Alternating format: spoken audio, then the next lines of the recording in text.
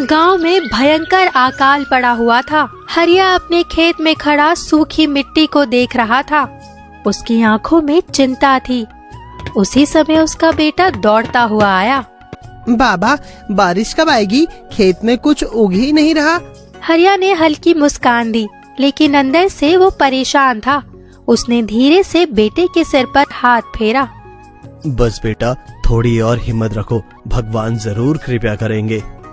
घर में हरिया की पत्नी गंगा चूल्हे के पास बैठी थी, लेकिन अनाज खत्म होने को था। वो कुछ बचा कुचा आटा निकाल रही थी और तभी हरिया अंदर आया। आज भी कुछ लेकर नहीं आए क्या?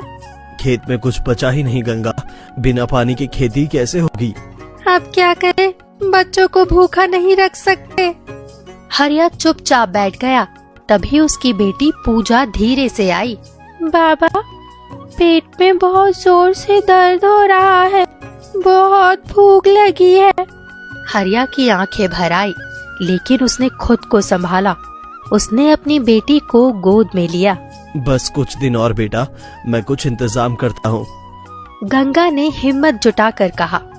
शहर चलो जी, वहाँ कुछ काम मिलेगा, नहीं तो हम सब भूखे ही मर जाएंगे। हरिया ने सिर हिलाया और दृढ़ स्वर में कहा। गंगा, ये धरती मेरी माँ है, इसे छोड़कर कहीं नहीं जाऊंगा। तो क्या भूखे मर जाए? बच्चों का हाल देख रहे हो ना। मैं जमींदार से कुछ पैसे उधार लेकर आता हूँ, उससे राशन ले आऊंगा और अनाज उगते ही कर्ज चुका दूंगा। गंगा कुछ नहीं बोल पाई। हरिया उठकर जमींदार कालीदास की हवेली की ओर चल पड़ा। कालीदास एक लालची इंसान था, जिसके पास बहुत जमीन और अनाज का भंडार था। हरिया ने हवेली के दरवाजे पर दस्तक दी। नौकर ने अंदर झांका और रूखे स्वर में पूछा, क्या काम है? मालिक से मिलना है। नौकर ने उसे ऊपर से नीचे तक देखा और फिर अंदर जाकर जमींदार को बताया। सेठ जी, बाहर एक व्यक्ति आया है, वो आपसे मिलना चाहता है। कालीदास ठाठ से बैठा पान चबा रहा था। उसने उंगलियों से इशारा किया।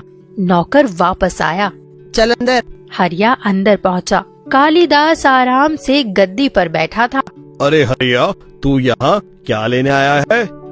मालिक, कुछ पैसे उधार दे दीजिए, बस थोड़ा अनाज खरीद लूंगा, फसल होते ही लौटा दूंगा। कालीदास हंस पड़ा और तिरस्कार भरी नजरों से बोला, उधार? तेरे पास देने को क्या है? खेत तो सूखा पड़ा है, पैसा कहाँ से लाएगा? हरिया की आंखें भर आई। उसने हाथ जोड़कर कहा, मालिक, मेरे बच्चे भूखे हैं, सिर्फ कुछ अनाज दे दीजिए, मैं मेहनत करके चुका दूंगा। कालीदास गुस्से से बोला, मुफ्त खोरी की आदत मत डाल। अगर कर्ज चाहिए तो अपनी जमीन मेरे नाम कर दे, फिर सोचूंगा। हरिया चौंक गया। उसने कोई जवाब नहीं दिया और भारी कदमों से हवेली से बाहर निकल गया। कालीदास उसे जाते हुए देख हंसा और अपनी गद्दी पर आराम से बैठ गया। फिर उसने अपने नौकरों की ओर देखा और ठहाका लगाया। देखो इस हरिया को, कैसे गिड़गिड़ा रहा है। ऐसे ही आएंगे सब, एक एक करके। नौकर भी हंसने लगे। कालीदास ने पान चबाते हुए अपने मुंशी गिरधर से कहा, गांव में अब भूख हावी हो रही है, सब मजबूर हो रहे हैं, ये अच्छा मौका है सबकी जमीन हथियाने का। मालिक, अगर लोग बगावत कर दे तो? बगावत?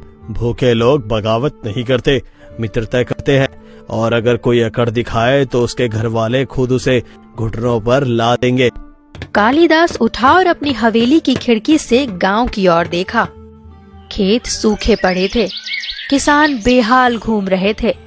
उसने मुस्कुराकर अपने नौकर से कहा, सुन बे, कल से अनाज की कीमत दोगुनी कर दो, कोई भी बिना गिरवी रखे अनाज नहीं खरीदेगा। लेकिन मालिक, गरीबों के पास देने को कुछ बचा ही नहीं है। कालीदास ठहाका मारकर हंसा। यही तो मैं चाहता हूँ, जब उनके पास कुछ नहीं रहेगा तो वो खुद मेरे दरवाजे पर आकर घुटने पर गिर जाएंगे। गिरधर सिर हिलाता हुआ बोला, मालिक, अगर कोई देने को तैयार ना हुआ तो? कालीदास ने आंखें घुमाई और कुटिल मुस्कान के साथ कहा, तो उनका सब कुछ छीन लो, पहले जमीन, फिर घर, और फिर अगर जरूरत पड़ी तो उन्हें अपनी ही जमीन पर मजदूर बना दूंगा। अब खेल शुरू होता है। कालीदास की आवाज में लालच और क्रूरता झलक रही थी। उसने पान दान उठाया, एक और बीड़ा बनाया और आराम से चबाने लगा। गांव में अकाल और भी गहरा गया। लोग भूख से बेहाल थे। खेतों में फसलें जल चुकी थी, कुएं सूख चुके थे और घरों में अन्न का एक दाना भी नहीं बचा था। गांव के चौपाल पर कुछ किसान इकट्ठा हुए। उनके चेहरे मुरझाए हुए थे, आंखों में चिंता थी। अब तो सहन नहीं होता भाई, बच्चे बिलख रहे हैं, घर में एक मुट्ठी अनाज भी नहीं है। हम मेहनत करते थे पर अब करने को कुछ बचा ही नहीं। खेत बंजर, हाथ खाली और पेट में आग। और देखो जमींदार कालिदास को, उसके गोदाम में अनाज के ढेर लगे हैं पर किसी को एक दाना तक नहीं देता। लोगों में गुस्सा और लाचारी थी। तभी बूढ़े रमेसर काका कांपती आवाज में बोले, बेटा, हम सबको मिलकर उसके पास जाना चाहिए। अगर वो चाहे तो हमारी मदद कर सकता है। सभी ने एक दूसरे की ओर देखा और सिर हिलाया। मजबूरी में सभी गांव वाले जमींदार की हवेली की ओर चल पड़े। हवेली पहुंचकर उन्होंने दरवाजा खटखटाया। नौकर बाहर आया और उन्हें घूरते हुए बोला, क्या चाहिए? भीड़ से रामू काका आगे बढ़े। उनकी आंखों में आंसू थे। बेटा, हम सब भूखे मर रहे हैं। मालिक से कहो कुछ अनाज दे दे। जब बारिश होगी हम लौटा देंगे। नौकर अंदर गया और कालिदास को खबर दी। कालिदास आराम से बैठा पान चबा रहा था। उसने ठहाका लगाया और हुक्का गुड़गुड़ाते हुए बोला, बुला लो इन भूखों को, देखता हूँ इनके पास देने के लिए क्या है। गांव वाले अंदर गए। कालिदास ने उन्हें देखा और नकली हमदर्दी जताते हुए कहा, अरे तुम लोग, क्या हुआ? भूख लगी है? सभी ने एक साथ कहा, हाँ मालिक, हमारे बच्चे भूख से तड़प रहे हैं, कृपया करो थोड़ा अनाज दे दो। कालिदास ने ठहाका लगाया और गिरधर से बोला, तो क्या अनाज मुफ्त में बांट दूं? गांव में सन्नाटा छा गया। फिर मंगलू किसान हिम्मत करके बोला, मालिक, हम मेहनत करके लौटा देंगे, बस अभी मदद कर दो। कालिदास अपनी मूंछों पर ताव देकर हंस पड़ा। फिर उसने एक एक को देखा और कहने लगा, मदद चाहिए तो बदले में कुछ देना होगा। गांव वाले चौंक गए। सभी एक दूसरे की ओर देखने लगे। कालिदास ने उंगली उठाकर रामू काका की ओर इशारा किया। रामू, तुम्हारे पास तो 2 बैल है ना, एक दे दो तब मिलेगा अनाज। रामू काका सकते में आ गए। उनके चेहरे का रंग उड़ गया। मालिक, वो बैल तो मेरे बेटे जैसे हैं, उनके बिना खेती कैसे होगी? तो भूख से मरने के लिए तैयार हो जा। रामू काका रोने लगे। फिर मजबूरी में सिर झुका लिया। उन्होंने एक बैल देने की हामी भर दी। फिर कालिदास ने रघु की ओर देखा। रघु, तेरी बेटी की शादी होने वाली थी ना, तेरी बीवी ने जो सोने की बालियां पहनी है वही दे दे। रघु की पत्नी ने झट से अपने कानों को पकड़ लिया। उसकी आंखों में डर था। रघु गिड़गिड़ाने लगा, मालिक, ये मेरी बेटी की शादी के लिए रखी है। तो तय कर ले, शादी बचानी है या जान। रघु ने रोते हुए अपनी पत्नी की बालियां उतारी और कालिदास के आगे रख दी। इसी तरह हर गांव वाले से कालिदास ने कुछ न कुछ लिया। किसी की जमीन का हिस्सा, तो किसी की गाय, तो किसी की मेहनत का सामान। सभी रोते बिलखते वहां से निकले। गांव की चौपाल पर सब इकट्ठा हुए। हमसे सब कुछ छीन लिया इस जमींदार ने। इतना अनाज होते हुए भी हमारी मदद नहीं करता। बिल्कुल, जो कुछ भी लेकर गए वो हमसे छीन लिया। ये इंसान नहीं, शैतान है। अब क्या करें? जब कुछ बचेगा ही नहीं तो जिएंगे कैसे? तभी रामू काका आंसू पोंछते हुए बोले, हमें कुछ करना होगा, नहीं तो एक एक करके हम सबकी जमीन, घर, जानवर सब चले जाएंगे। हमने हमेशा मेहनत की, कभी किसी का बुरा नहीं किया, फिर भी आज हमें ये दिन देखने पड़ रहे हैं। लेकिन जमींदार, उसने सिर्फ हमसे छीना है, कभी किसी की मदद नहीं की। गुस्से और आंसुओं में डूबी रमेसर काका की आवाज गूंजी, भगवान सब देखता है। जमींदार को हमारी तकलीफें नहीं दिखती, लेकिन भगवान की लाठी में आवाज नहीं होती। गांव वालों की आंखों में आंसू थे, लेकिन उनके दिलों में आक्रोश भी था। तभी मंगलू किसान मुट्ठी भींचते हुए आगे बढ़ा और आसमान की ओर देखते हुए बोला, हे ऊपर वाले, अगर तेरी अदालत में इंसाफ है तो इस जमींदार को उसकी करनी की सजा जरूर देना। जिस तरह इसने हमें भूखा मारा, खुद भी भूख से तड़पे। रामू काका कांपती हुई आवाज में बोले, इसने जो हक छीना उसे खोने का दर्द इसे भी महसूस हो। जिस दौलत पर ये घमंड करता है वही एक दिन इसे अकेला छोड़ दे। गांव वालों की बद्दुआ की गूंज हवेली की दीवारों तक पहुंची, लेकिन कालिदास अपने ठाठ में बैठा पान चबा रहा था। उसे यकीन था कि उसका धन और ताकत हमेशा उसके साथ रहेंगे, लेकिन शायद किस्मत को कुछ और ही मंजूर था। रात का सन्नाटा था। कालिदास बार बार करहा रहा था। उसकी सांसें तेज तेज चल रही थी। उसकी पत्नी विमला ने कांपते हाथों से उसका माथा छुआ। बुखार से तप रहा था। वो घबरा कर उठी और तेजी से पास रखे टेलीफोन की ओर भागी। डॉक्टर बाबू, जल्दी आइए, मेरे पति की हालत बहुत खराब हो रही है। फोन की दूसरी तरफ से डॉक्टर की नींद में डूबी आवाज आई। इतनी रात को क्या हुआ जमींदार साहब को? उनका शरीर पूरी तरह कांप रहा है, बुखार से जल रहे हैं, सांस भी ठीक से नहीं ले पा रहे हैं। मैं बहुत डर गई हूँ।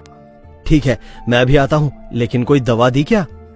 नहीं, कुछ समझ नहीं आ रहा। आप जल्दी आइए, मैं अकेले कुछ नहीं कर सकती। पानी पिलाइए और सिर पर गीला कपड़ा रखिए, मैं निकल रहा हूँ। फोन कट गया। विमला तेजी से कालिदास के पास लौटी। उसने गीला कपड़ा लिया और उसके माथे पर रखा। कालिदास करहाते हुए धीरे धीरे बड़बड़ाने लगा। मुझे कुछ नहीं होगा, मैं अमीर आदमी हूँ, मेरे पास सब कुछ है। विमला की आंखों में आंसू आ गए। वो उसके हाथों को थामते हुए रो पड़ी। किसी की बद्दुआ लगी है आपको, गरीबों का हक छीना। अब देखो, तुम्हारे पास दौलत है, लेकिन तुम एक सांस तक के लिए तरस रहे हो। इतने में बाहर से आवाज आई। डॉक्टर अपनी बैग लिए अंदर आया। उसने बिना कोई देर किए कालिदास की नब्ज टटोली। उसका चेहरा गंभीर हो गया। विमला उम्मीद भरी नजरों से डॉक्टर को देख रही थी। बहुत कमजोर हो चुके हैं, बुखार बहुत तेज है, इलाज लंबा चलेगा। पर डॉक्टर की बात अधूरी रह गई। विमला घबरा गई। पर क्या डॉक्टर बाबू? अगर सेहत का ध्यान नहीं रखा गया तो जान को भी खतरा हो सकता है। कालिदास की आंखें चौड़ी हो गई। उसने मुश्किल से डॉक्टर की ओर देखा।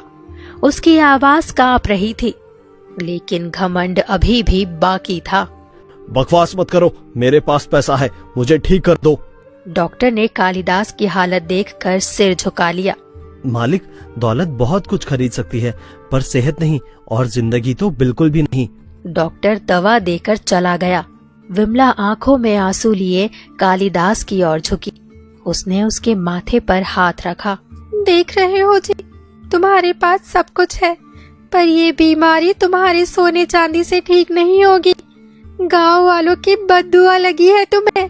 कालिदास ने झुंझलाकर उसका हाथ झटक दिया। उसकी आवाज अभी भी सख्त थी। चुप रह, मैं किसी की दुआ बद्दुआ में विश्वास नहीं करता, ये सब बकवास है। बकवास? जब लोग भूख से मर रहे थे, तुमने किसी को एक दाना तक नहीं दिया, सबकी चीजें हड़प ली। भगवान सब देखता है। कालिदास करवट बदलकर खांसने लगा, लेकिन उसकी आंखों में अभी भी वही अकड़ थी। बाहर तेज हवा चलने लगी। तभी हवेली के दरवाजे पर एक कमजोर सा बूढ़ा भिखारी आया। उसके कपड़े फटे हुए थे, शरीर हड्डियों का ढांचा था। उसने कांपती आवाज में पुकारा, कोई है? भगवान के नाम पर 2 निवाले दे दो, कई दिनों से भूखा हूँ। विमला उठी, लेकिन कालिदास ने उसे रोक दिया। कोई रोटी नहीं है, भाग यहाँ से। भिखारी ने सूनी आंखों से कालिदास को देखा और फीकी हंसी हंसा। रोटी नहीं है? तेरे गोदाम भरे पड़े हैं, पर तेरे दिल में जगह नहीं है। कालिदास ने करवट बदली। भिखारी की बात अनसुनी कर दी, लेकिन भिखारी आगे बढ़ा और दरवाजे पर खड़ा होकर बोला, सुन लो जमींदार, जो धन धन तुम हर वक्त करते हो ना, एक दिन ऐसा आएगा कि तुम्हारे पास धन तो होगा, पर जिससे तुम प्रेम करते हो वो तुम्हारे पास नहीं रहेगा। विमला सिहर गई। कालिदास भी कुछ पल के लिए स्तब्ध रह गया। लेकिन फिर गुस्से से चीख पड़ा। चुप कर, भाग यहाँ से, नहीं तो नौकरों से धक्का देकर बाहर निकलवा दूंगा। भिखारी ने एक गहरी सांस ली। वो बिना कुछ कहे मुस्कुराया और धीरे धीरे हवेली से बाहर चला गया, लेकिन उसकी आवाज हवेली की दीवारों में गूंजती रही। कुछ दिन में कालिदास की तबीयत ठीक हो चुकी थी। भिखारी की दी हुई चेतावनी को वो भूल चुका था और अपनी पुरानी अकड़ में वापस आ गया था। वो अपनी पत्नी विमला के पास बैठा था। देखो विमला, मैं फिर से ठीक हो गया हूँ। सब कुछ मेरे ही हाथ में है। भिखारी की बातें बस हवा की तरह थी। कभी कोई चीज मेरी आंखों में असर नहीं डाल सकती। विमला चुपचाप सुन रही थी। उसकी आंखों में चिंता और बेबसी थी, लेकिन उसने कुछ नहीं कहा। तुम क्या कह रही थी विमला? ये बीमारी, देखो ना, अब मुझे किसी की सलाह की जरूरत नहीं है। यही है असली शक्ति, पैसा और आत्मविश्वास। लोग जितना चाहे कहें, मैं हमेशा ऊपर ही रहूंगा। विमला ने धीरे से उसकी ओर देखा, जैसे वो कुछ कहना चाहती हो, लेकिन फिर चुप रही। कालिदास ने उसकी खामोशी को नजरअंदाज किया और फिर से अपनी बात जारी रखी। देखा, सब ठीक हो गया। ये सब इत्तेफाक था और कुछ नहीं। बस अब सब कुछ हमारे कंट्रोल में है। अब कोई मुझे रोक नहीं सकता। आप ठीक हो गए हो जी, लेकिन क्या ये समझ पाए हो कि ताकत सिर्फ बाहर ही नहीं होती, अंदर से भी होती है। तुम अभी भी यही सब बातें कर रही हो। तुम नहीं समझोगी विमला, ये दुनिया ताकत से चलती है और मैं तो अब सबसे ऊपर हूँ। विमला ने सिर झुका लिया और चुप हो गई। उसकी खामोशी कालिदास के शब्दों से अधिक असरदार थी। कालिदास अपनी अकड़ में मगन रहा। समय बीतने के साथ कालिदास का घमंड और बढ़ गया, लेकिन अब उसकी पत्नी विमला के साथ कुछ ठीक नहीं था। एक दिन अचानक विमला के पेट में तेज दर्द हुआ। विमला, क्या हुआ? तुम्हें क्या हो गया? ये दर्द कैसा है? पेट में बहुत तेज दर्द हो रहा है जी। मुझे लगता है ये 1 महीने से हो रहा है। तुम कहाँ दर्द महसूस कर रही हो? मैं भी डॉक्टर के पास ले चलता हूँ तुम्हें। सब ठीक हो जाएगा, धैर्य रखो विमला।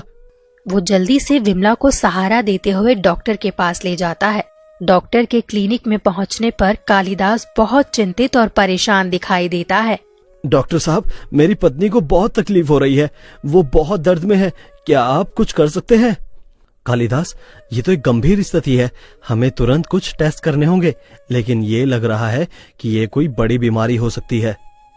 क्या? लेकिन डॉक्टर, मेरी पत्नी को कुछ नहीं होना चाहिए। मुझे नहीं पता क्या करूं। ये दर्द बहुत बढ़ गया है। डॉक्टर विमला का और परीक्षण करता है और कालिदास अब पूरी तरह से घबराया हुआ और परेशान हो चुका है। कालिदास, मुझे खेद है, लेकिन हमें जल्द ही इलाज शुरू करना होगा। ये बीमारी तेजी से बढ़ रही है और इसे ठीक करना बहुत मुश्किल है। मुझे परवाह नहीं है, मेरी पत्नी को ठीक कर दीजिए। डॉक्टर सिर झुकाकर चुपचाप अपनी जगह पर खड़ा था। उसने धीरे से कालिदास से कहा, जितना हो सकता है मैं इलाज करूंगा, लेकिन मैं सच बोल रहा हूँ, ये बीमारी अब ठीक नहीं हो सकती। 2-3 महीनों तक विमला का इलाज चलता रहा, लेकिन उसकी हालत दिन ब दिन और गंभीर होती चली गई। वो बिस्तर से उठने में असमर्थ हो गई और कालिदास का चेहरा दिन ब दिन फीका पड़ता गया। कालिदास अब पूरी तरह से टूट चुका था। अब आपको समझ में आ गया, मुझे तो तुम कभी समझ नहीं पाए। कालिदास की आंखों में आंसू थे और उसने विमला का हाथ और कसकर थामा। मुझे माफ कर दो विमला, मुझे बहुत पछतावा हो रहा है। मैं बहुत गलत था, लेकिन मैं तुम्हें बचा लूंगा। आप क्या सच में मुझे बचा पाओगे? तुम्हें कुछ नहीं होगा विमला, मेरे पास पैसा है। तुम्हारी बीमारी का इलाज करवा लूंगा, सब ठीक हो जाएगा। आप सारी जिंदगी सिर्फ दौलत के पीछे दौड़े हैं, कभी किसी का दर्द महसूस नहीं हुआ आपको। अब क्या फायदा इस दौलत का? जब तक मेरा दिल धड़क रहा था तुम मुझे कभी समझे नहीं, और अब जब मैं जा रही हूँ तो तुम्हें मेरी याद आएगी। तुम मुझे छोड़कर नहीं जा सकती विमला। मैंने सब कुछ किया है, तुम नहीं जा सकती। लेकिन विमला का शरीर अब और कमजोर हो चुका था। उसकी सांसें और भी कठिन हो गई और धीरे धीरे उसकी आंखें बंद होने लगी। काश तुमने मुझे कभी समझा होता। अब तुम अकेले रहोगे।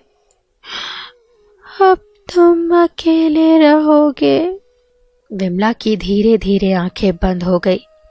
अब हवेली में गहरी चुप्पी और मायूसी का माहौल था। मुझे माफ कर दो विमला।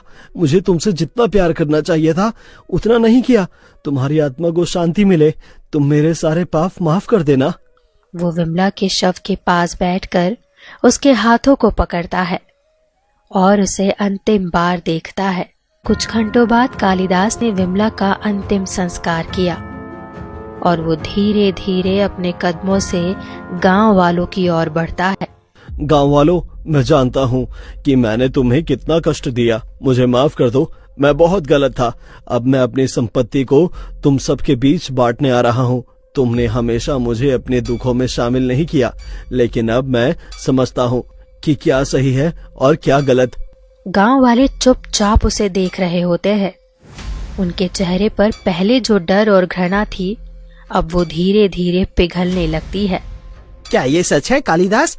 तुम हमें अपनी संपत्ति दे रहे हो? हाँ, अब मैं जान चुका हूँ कि सच्ची संपत्ति वही है जो हम एक दूसरे में बांटते हैं। मैंने अपनी सारी दौलत पर गर्व किया था, लेकिन मुझे ये समझ में आ गया है कि असली खुशी दूसरों की मदद करने में मिलती है। अब जो कुछ भी मेरे पास है वो तुम्हारा है। हम सभी ने हमेशा आपके बारे में बुरा सोचा था, लेकिन अब आपका एक कदम हमारे लिए एक बड़ा तोहफा है। हम उम्मीद नहीं कर रहे थे कि आप कभी ऐसा करेंगे। मुझे भी नहीं लगता था कि मैं कभी ऐसा करूंगा। अब मुझे समझ में आ गया है कि जिंदगी का असली उद्देश्य क्या है। मैंने तुम्हारे साथ क्या किया इस पर मुझे शर्म आती है, लेकिन अब मैं जो कुछ भी कर सकता हूँ वो तुम्हारे लिए ही होगा। कालिदास ने गांव वालों के बीच अपनी सारी संपत्ति बांट दी। उसने अपने पुराने किले जैसे घर को छोड़कर एक साधारण सा जीवन शुरू किया। अब उसे मालूम था कि असली संपत्ति वही है जो दिलों में बसी होती है, ना कि भरा हुआ गोदाम। पहले जिस गांव में अकाल, भूख और गरीबी का साया था, अब कालिदास की मदद से धीरे धीरे प्रगति का सूरज चमकने लगा।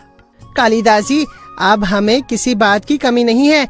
हमारी जिंदगी अब बेहतर हो रही है। खाने के लिए पर्याप्त अनाज है और हमें कोई दिक्कत नहीं हो रही। गांव में फिर से खुशियां लौट आई थी। कुछ दिनों में बारिश भी हुई, जिससे खेतों में हरियाली छा गई और समय था गांव में समृद्धि का। क्योंकि जब खेत हरे भरे होते थे तो वहाँ की हवा भी ताजगी से भर जाती थी।